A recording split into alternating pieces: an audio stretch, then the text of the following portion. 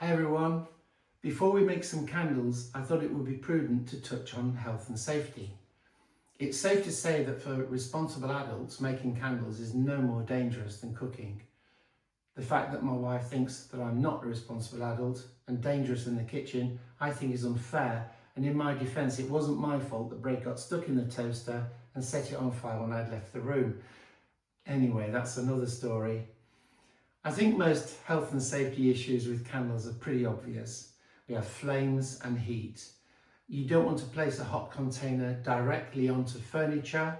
Children and pets must be kept away from them, and you must never go to sleep while a candle is burning. When melting wax to make candles, you'll create some fumes, and so if you do it indoors, say in the kitchen, it's a good idea to utilise the extractor fan and maybe open a window or door for good ventilation. Just southeast of Manchester, we have some beautiful weather, and on those 3 days per year, it's really nice to work outdoors. I set up a picnic table in the fresh air with my portable stove or candle melter. When it rains on the other 362 days, a garden shed or garage with the door open also works really well. Professional candle makers sometimes use respiratory masks, albeit they're working with candles every day. But if you have, say, asthma, you may wish to get a mask. My understanding is that the P100 mask is a good one for this type of activity, but don't quote me on this, and please do some research. Remembering to trim the wick, as mentioned before, is also good practice for safety reasons.